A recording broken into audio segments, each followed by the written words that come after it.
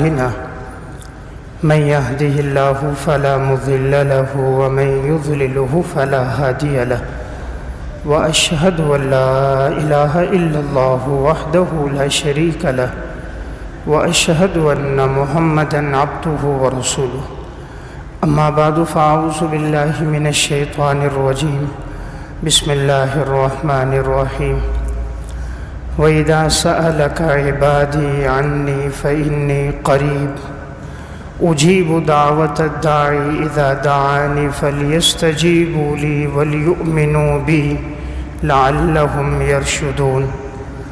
وقال الله تبارك وتعالى في مقام آخر وقال ربكم ادعوني أستجب لكم إن الذين يستكبرون عن عبادتي سيدخلون جهنم داخرين. وقال النبي صلى الله عليه وسلم ليس شيء أكرم على الله من الدعاء رواه الترمذي. وقال النبي صلى الله عليه وسلم الدعاء مخ العبادة رواه الترمذي. وقال النبي صلى الله عليه وسلم إن الله لا يستجيب دعاء من قلب غافل لاهٍ. صدق اللہ العظیم. میرے انتہائی واجب الاحترام قابل صد احترام بھائیوں، دوستوں اور بزرگوں، اللہ رب العزت نے قرآن کریم میں جا بجا ہمیں ایک بات کا حکم دیا ہے، وہ یہ ہے کہ انسان پر جب بھی کوئی حالات، مصائب اور آزمائشیں آئیں وہ اللہ رب العزت کی طرف رجوع کرے اور اللہ سے دعا کرے. رب العالمین دعاؤں کو قبول فرمانے والے ہیں. مصائب اللہ کے امر سے آتے ہیں اور ان کو دور بھی اللہ رب العزت ہی فرماتے ہیں. تو جب ایسے حالات سامنے آئے انسان اللہ کو پکارے. سب سے زیادہ قریب ذات اللہ کی ذات ہے. اللہ رب العزت انسان کی شہرک سے زیادہ قریب ہے اور انسان کی ساری حاجات، ضروریات کو اللہ رب العزت بندے سے زیادہ جانتا ہے. بندے کے دل میں ابھی خیال آتا ہے اللہ علیم بذات الصدور ہے، اس خیال سے بھی اللہ واقف ہے. دل میں ارادہ آتا ہے رب العالمین اس ارادے کو بھی جانتا ہے. اللہ رب العزت نے اپنے بندوں کو متوجہ فرمایا وَإِذَا سَأَلَكَ عِبَادِي عَنِّي فَإِنِّي قَرِيب. میرے بندوں کو بتا دو کہ جب وہ کچھ مانگنا چاہیں تو مجھ سے مانگے، اس لیے کہ یقیناً میں سب سے زیادہ قریب ہوں، اور جب مجھے کوئی پکارتا ہے تو میں اس کی دعا کو قبول کرتا ہوں. دنیا میں آج ہم ان کے پاس جاتے ہیں جنہوں نے اپنے دروازے بند کیے ہوئے ہیں، دروازوں پر پہرے دار مقرر کیے ہوئے ہیں، اور وہ چاہتے ہیں ہم سے کوئی نہ مانگے، پھر بھی ہم جا کر ان کے دروازوں پہ دستک دیتے، ان سے وقت لیتے ہیں، تعلقات استعمال کر کے ان سے ملتے ہیں. وہ ہمارے آنے پر خوش نہیں ہوتے لیکن پھر بھی ہم ان کو مجبور کرتے ہیں کہ ہمارے حالات کو تم ٹھیک کرو، تم ہمارے ساتھ تعاون کرو. اس ذات کو چھوڑ دیتے ہیں جس کا دروازہ 24 گھنٹے کھلا ہے، جہاں پر کوئی پہرے دار مقرر نہیں ہے، چاہے دن ہو یا رات، صبح ہو یا شام، پکارنے والا غریب ہو یا امیر، بادشاہ ہو یا تنگ دست، مرد ہو یا عورت، بچہ ہو یا بچی، پڑھا لکھا ہو یا ان پڑھ، اللہ سب کی پکار جانتا ہے. وہ ساری زبانوں کو جانتا ہے، وہ ساری زبانوں سے واقف ہے، دل کے سارے احوال کو جانتا ہے. صرف وہ چاہتا ہے کہ میرا بندہ میری طرف متوجہ ہو جائے. اللہ تعالیٰ قرآن میں فرماتے ہیں جو لوگ مجھے نہیں پکارتے یہ لوگ تکبر کرتے ہیں، اور ایسے متکبر لوگوں کو میں ذلیل و رسوا کر کے جہنم میں داخل کر دوں گا. جو اللہ سے نہیں مانگتا وہ در در کی ٹھوکریں کھاتا ہے، وہ سب سے مانگتا ہوا نظر آتا ہے، کبھی ایک کے پاس کبھی دوسرے کے پاس. عزت بھی خراب ہو جاتی ہے، رسوائی اور ذلت بھی ہو جاتی ہے. ضروریات اور حاجات پوری بھی نہیں ہوتی، لوگوں کی نگاہوں میں بھی گر جاتا ہے۔ اللہ رب العزت سے جو مانگتا ہے اللہ اس کی عزت میں اضافہ بھی کرتا ہے، اس کی ضروریات کو پورا بھی کر دیتا ہے، اس کے دل کو استغنا سے بھر دیتا ہے اور اسے کسی کا محتاج نہیں بناتا۔ دنیا میں کسی سے مانگو وہ ناراض ہوتا ہے، اللہ کی ذات وہ ہے جس سے نہ مانگو تو اللہ ناراض ہوتا ہے۔ نبی اکرم صلی اللہ علیہ وسلم نے فرمایا من لم یسأل اللہ یغضب علیہ، جو اللہ سے نہیں مانگتا اللہ اس سے ناراض ہوتا ہے۔ آج دنیا میں جس سے مانگو وہ ناراض ہوتے، رب کی ذات وہ ہے کہ اللہ فرماتے جو مجھ سے میرا بندہ نہیں مانگتا میں اس سے ناراض ہوتا ہوں۔ آج دنیا میں ہم ان سے مانگتے نظر آتے جن کے پاس تھوڑا سا ہے، اس اللہ کی طرف متوجہ نہیں ہوتے جس کے پاس زمین اور آسمان کے تمام خزانے موجود ہیں۔ جس بندے کے پاس جا رہے ہیں وہ تو اللہ کی پیدا کی ہوئی مخلوقات میں سے ایک مخلوق ہے، اللہ نے جن لوگوں کو عطا کیا ان میں سے ایک ہے، اور جو دنیا دی وہ تھوڑی سی دی، اس تھوڑی سی دنیا میں سے ہم تھوڑی سی اس کے پاس مانگنے جاتے ہیں، وہ ہم سے ملتا نہیں ہے، چیب عجبی ہو جاتا ہے، پیشانی پہ بل آ جاتے ہیں، ناگواری کا اظہار کرتا ہے، اس سے نہیں ملتے جس کے پاس زمین اور آسمان کے تمام خزانے، جس کے کن فیکون سے کائنات کا نظام بنا، زمین اور آسمان کا جو خالق حاجات کو پورا کرنے والا وہی ہے۔ اس نے بندوں کو متوجہ کیا کہ میرے بندو حالات آئیں میری طرف لوٹو۔ امن یجیب المضطر اذا دعاہ ویکشف السوء ویجعلکم خلفاء الارض االہ مع اللہ قلیلا ما تذکرون، کون ہے جو مجبور بے بس کی پکار کو سنتا ہے؟ کون ہے جو تکلیف میں مبتلا شخص کی تکلیف کو دور کرتا ہے؟ کون ہے جس نے تمہیں زمین میں اپنا جانشین بنایا؟ االہ مع اللہ، خدا کے علاوہ کوئی اور بھی معبود ہے؟ قلیلا ما تذکرون، بہت کم لوگ ایسے ہیں جو اللہ کی ان قدرت کی نشانیوں سے نصیحت حاصل کرتے ہیں۔ اللہ تعالیٰ جا بجا ہمیں فکر مند کر رہا ہے کہ میرے بندو میری طرف رجوع کرو اور میں تمہاری حاجات کو پورا کروں گا۔ رب العالمین کو دعا بڑی پسند ہے۔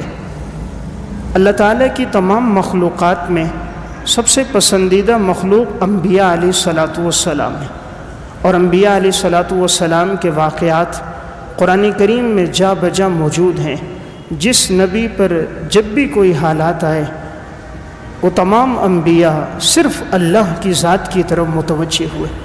حضرت آدم علیہ الصلاۃ والسلام آسمانوں سے دنیا پہ اتارے گئے، حضرت حوا بھی، قرآن کریم ان کے بارے میں فرماتا ہے دونوں دعا کر رہے ہیں، قالا ربنا ظلمنا انفسنا وان لم تغفر لنا وترحمنا لنکونن من الخاسرین، اے اللہ تو ہم دونوں کا رب ہے، ہم نے ظلم کر دیا، ہم سے کوتاہی ہو گئی، ہمیں معاف فرما، اگر تو نے ہم پہ رحم نہ کیا یقیناً ہم خسارہ پانے والوں میں سے ہوں گے۔ تو انبیاء علیہ السلام کا رجوع الی اللہ ہوتا تھا۔ حضرت زکریہ علیہ السلام کی اولاد نہیں ہے، حضرت مریم کے پاس آئے۔ حضرت مریم حضرت زکریہ علیہ السلام کی بھانجی تھی، عبادت کر رہی تھی، بغیر موسم کے پھل اللہ حضرت مریم کو کھلاتا تھا۔ قرآن کریم میں ہے کلما دخل علیہا زکریا المحراب وجد عندها رزقا قال یا مریم انا لک ھذا قالت هو من عند اللہ ان اللہ یرزق من یشاء بغیر حساب۔ زکریا علیہ السلام جب بھی محراب میں داخل ہوتے دیکھتے حضرت مریم کے سامنے مختلف قسم کے پھل رکھے ہوئے ہیں، حالانکہ موسم ان پھلوں کا نہیں ہے، علاقے میں وہ پھل موجود نہیں ہیں، بغیر موسم کے پھل، بغیر لانے والے کے، بند کمرے میں محراب کے سامنے وہ پھل ہیں۔ حضرت زکریہ علیہ السلام پوچھتے ہیں مریم یہ پھل کہاں سے آ گئے؟ حضرت مریم فرماتی ہیں یہ میرے اللہ کی طرف سے رزق ہے، اور یقیناً اللہ جس کو چاہتا ہے بغیر حساب و کتاب کے رزق عطا فرماتا ہے۔ اللہ نے رزق کہاں عطا فرمایا؟ محراب۔ کلما دخل علیہا زکریا، زکریا علیہ السلام جب بھی داخل ہو رہے محراب میں، محراب عبادت کی جگہ تھی۔ محراب کو محراب اس لیے کہتے ہیں، یہ حرب سے جنگ کی جگہ، امام بھی محراب میں کھڑے ہو کر شیطان سے گویا جنگ کر رہا ہوتا ہے، شیطان وسوسے اس کے دل میں ڈالتا ہے کہ اس کی نماز خراب کر دوں، امام اللہ کی طرف متوجہ رہ کر شیطان سے الجھتا رہتا ہے، اس لیے اس کو محراب کہتے ہیں۔ حضرت مریم جس جگہ عبادت کر رہی ہیں، اللہ اس جگہ ان کے لیے رزق اتار رہا ہے۔ معلوم ہوا رزق کا تعلق عبادت سے، اللہ عبادت پہ رزق عزت سے دیتا ہے۔ رزق تو اللہ سب کو دیتا ہے، خنزیر کو بھی دے رہا ہے، کتے کو اور بندر کو بھی دے رہا ہے، مسلمان کو بھی دے رہا ہے، کافر کو بھی دے رہا ہے، لیکن ایک ہے پرہیزگار متقی انسان، اس کو عزت کے ساتھ رزق دیتا ہے، اور ایک وہ ہے جو رب کا نافرمان ہے، وہ رزق کے پیچھے بھاگتا رہتا ہے۔ رزق آگے آگے ہے، وہ پیچھے پیچھے ہے، نہ دن کا آرام نہ رات کا سکون، بے چینی بے قراری، گھر میں جھگڑے، اولاد کے ساتھ الجھنا، زندگی کی ٹینشن ڈپریشن پریشانیوں میں مبتلا ہے، اور جب اللہ بندے سے راضی ہو جاتا ہے تو اللہ اس کو عزت کے ساتھ رزق دے دیتا ہے، اس کو در در پہ جھکاتا نہیں، اللہ رب العزت اس کو ذلیل نہیں کرتا، اس کی عزت کو برقرار رکھتا ہے۔ تو حضرت مریم اللہ کے سامنے جھکنے والی تھی، اللہ بغیر موسم کے پھل کھلا رہا ہے۔ حضرت زکریا علیہ السلام نے اسی وقت دعا کی کہ یا اللہ جب تو بغیر موسم کے حضرت مریم کو پھل دے سکتا ہے، ہنالک دعا زکریا رب، زکریا علیہ السلام نے اللہ کو پکارا، قال رب هب لي من لدنك ذرية طيبة انك سميع الدعاء، اے اللہ یقیناً جب تو بغیر موسم کے پھل دے سکتا ہے، بڑھاپے میں اولاد بھی دے سکتا ہے، اے اللہ مجھے پاکیزہ اولاد عطا فرما، یقیناً تو دعاؤں کو سننے والا ہے۔ حضرت زکریا علیہ السلام بھی بوڑھے، ان کی گھر والی پر بھی بڑھاپا اور بانجھ، اللہ نے بڑھاپے کی حالت میں زکریا علیہ السلام کو بیٹا یحییٰ علیہ السلام عطا فرمایا۔ تو جو اللہ اس وقت دے سکتا ہے جب ظاہری اسباب کوئی نہیں۔ مفسرین نے لکھا ہے تقریباً 98 سال عمر تھی، ایک قول 92 سال، 92 سال کا بوڑھا آدمی ہو، بیوی بھی بانجھ ہو چکی ہے، بڑھاپا آ چکا ہے، حیض و نفاس آنا بھی بند ہو چکا ہے، ظاہری دنیا کہتی ہے، ڈاکٹر کہتے ہیں کچھ نہیں ہوگا، لیکن جس رب نے پیدا کیا ہے جب وہ پیدا کرتا ہے تو اسباب خود بنا دیتا ہے، اور اسباب ایسے بنائے کہ اللہ نے ایسا بیٹا دیا یحییٰ۔ یحییٰ کا معنی زندہ رہنے والا، نہایت ہی اللہ نے پرہیزگار اولاد عطا فرما دی۔ تو میں عرض کر رہا تھا انبیاء علیہ السلام کا رجوع الی اللہ ہوتا تھا۔ حضرت ایوب علیہ السلام پر بیماری آ رہی ہے، بیماری بھی کتنی طویل، 7 سال، اور بعض نے لکھا 17 سال، 17 سال کی طویل بیماری ہے، لیکن ایوب علیہ السلام کا رجوع اللہ کی طرف ہے، اور اللہ سے کہتے ہیں اے اللہ یہ مصیبت آئی ہے، مولا کریم مجھے ہی تو صحت عطا فرما اور اس پریشانی کو مجھ سے دور فرما۔ اللہ تعالیٰ نے دور بھی فرما دی، پھر اللہ نے اولاد بھی دی، مال بھی دیا، اہل بھی دیا، دگنا کر کے واپس کر دیا، ساری چیزیں اللہ تعالیٰ نے دوبارہ لوٹا دی۔ اس سے معلوم ہوا انبیاء علیہ السلام کے ہر موقع پر اللہ کی طرف رجوع ہوتا تھا، اور رب العالمین پھر ایسے لوگوں سے خوش بھی ہوتا، اور اللہ تعالیٰ جو یہ مانگتے اللہ ان کو عطا بھی فرماتا۔ بدر کا موقع ہے، دشمن کی تعداد 3 گنا زیادہ ہے، ہر قسم کے اسلحے سے لیس ہیں، 1000 تعداد ہے، مسلمان 313 ہیں، اور ایک ایک اونٹ پہ 3 4 آدمی سوار ہو کے آ رہے ہیں، ہتھیار بھی نہیں۔ آپ صلی اللہ علیہ وسلم اللہ کے سامنے روتے ہیں۔ حضرت ابو بکر صدیق رضی اللہ تعالیٰ عنہ فرماتے ہیں آپ اتنا روئے تھے، آپ کی چادر مبارک نیچے گر جاتی تھی، آپ کی آنکھوں سے آنسو بہنے لگ گئے۔ اے اللہ اگر آج یہ جماعت ہلاک ہو گئی، روئے عرض پر تیری عبادت کرنے والا کوئی نہیں ہوگا، اے اللہ اس جماعت کی مدد فرما۔ حضور کے آنسو گرتے ہیں، اللہ 3000 فرشتے آسمان سے اتار دیتا ہے، اور ان فرشتوں کی کمانڈری جبرائیل علیہ السلام کر رہے ہوتے ہیں۔ امام الانبیاء کا اللہ کے سامنے رونا ہے، اللہ فرشتوں کو اتار رہا ہے، فرشتے اترتے ہیں، اور اللہ نے پھر اسلام کو غلبہ دیا۔ اسی بدر میں 70 بڑے کفار مارے گئے، اس امت کا فرعون ابو جہل یہ بدبخت بھی اسی میں مارا گیا، 70 قیدی بن گئے، کفر کا زور ٹوٹ گیا۔ پیچھے ہمیں نظر آتی ہے سب سے بڑی طاقت اللہ کی طاقت ہے، اللہ اکبر، اللہ سب سے بڑا، کہتے ہیں توجہ نہیں ہے۔ دنیا کی جب بات آتی ہے غیر اللہ کی طرف چلے جاتے ہیں، اللہ کی طرف توجہ ہونا، رجوع اللہ آج یہ معاشرے میں ختم ہوتا جا رہا ہے۔ انبیاء علیہ الصلاۃ والسلام کی ذوات قدسیہ میں یہ بات تھی، حالات جب آتے فوراً سب سے پہلے اللہ کی طرف رجوع۔ ابراہیم علیہ السلام کو آگ میں ڈالا جا رہا ہے، جبرائیل علیہ السلام موجود ہے، پانی کا فرشتہ موجود ہے، ابراہیم علیہ السلام سے کہتے ہیں اگر ہماری خدمت کی ضرورت ہو ہم موجود ہیں بتائیے۔ فرمایا خود آئے ہو اللہ نے بھیجا ہے، کہانی خود آئے ہیں کوئی خدمت ہو؟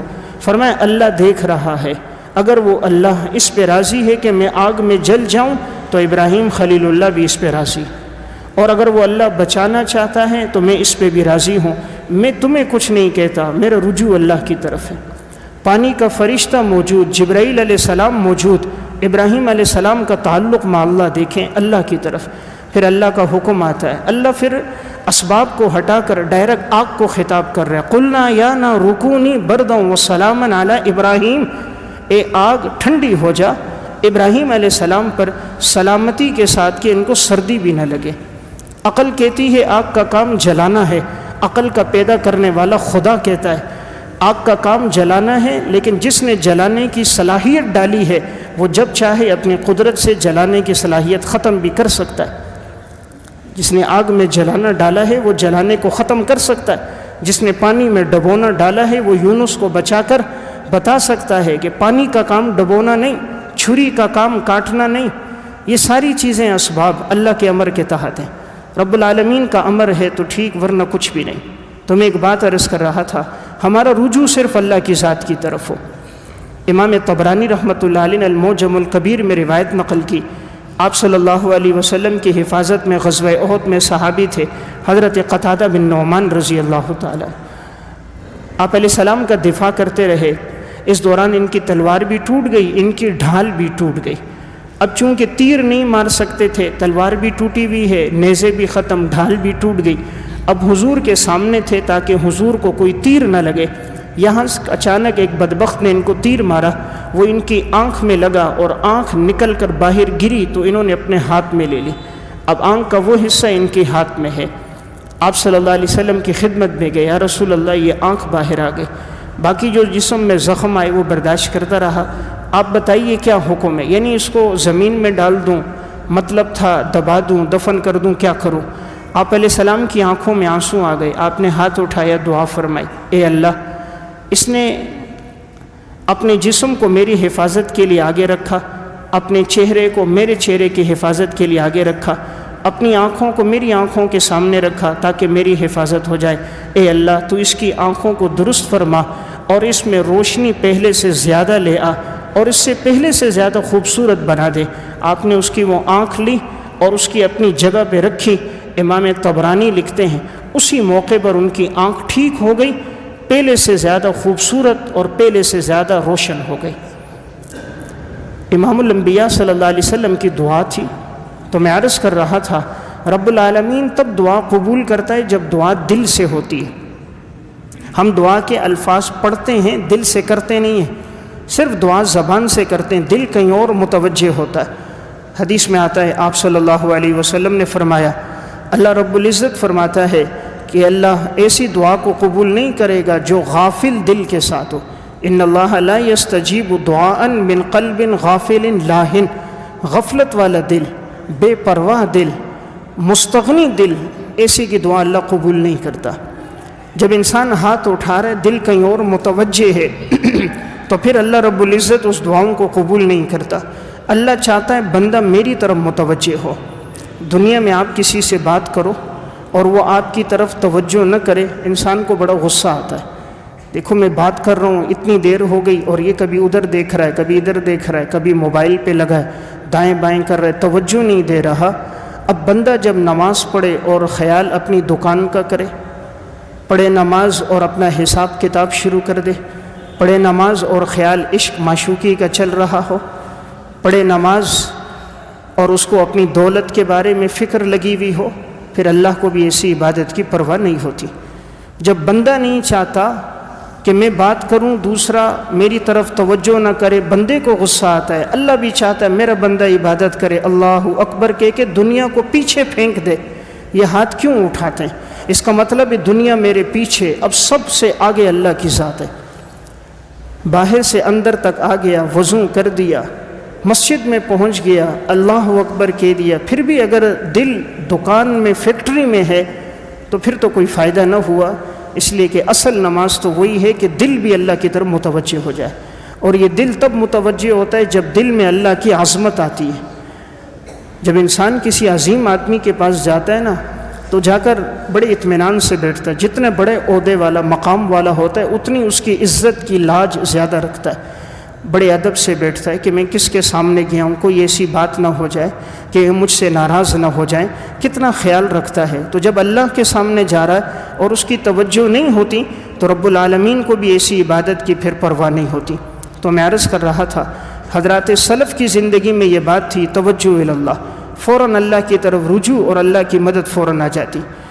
ایک واقعہ نقل کیا علامہ تنوخی رحمۃ اللہ علیہ نے الفرج بعد الشدۃ والضیقہ میں، ایک شخص حسن بصری رحمۃ اللہ علیہ کے پاس آیا، کہا میرے کانوں میں کنکری چلی گئی، کافی عرصے سے علاج کرا رہا ہوں، فائدہ نہیں ہو رہا، آپ کوئی دعا فرمائیں۔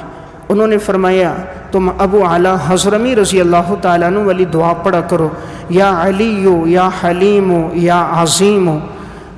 انہوں نے جیسے ہی یہ دعا شروع کر دی، اب وہ پڑھتے تھے یا علیو یا حلیمو یا علیمو یا عظیمو، چند مرتبہ انہوں نے پڑھا تھا، اچانک کنکری کان سے نکلی اور دیوار سے ٹکرا کر نیچے گر گئی۔ تو حسن بصری رحمۃ اللہ علیہ کے پاس آئے، کہا حضرت کنکری نکل گئی، فرمایا اصل طاقت اللہ کے ذکر میں ہے، سب سے طاقتور ذات تو اللہ کی ذات ہے۔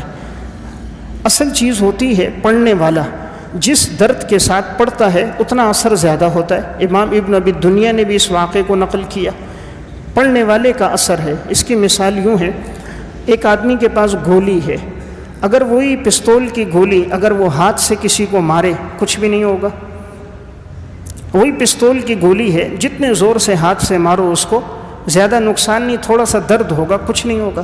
غلیل میں پکڑ کے مارو تب بھی لگے گا، تھوڑا درد ہوگا، کچھ نہیں ہوگا۔ لیکن وہی گولی پستول میں ڈال کے مارو اور نشانہ بنا دو تو بس اوقات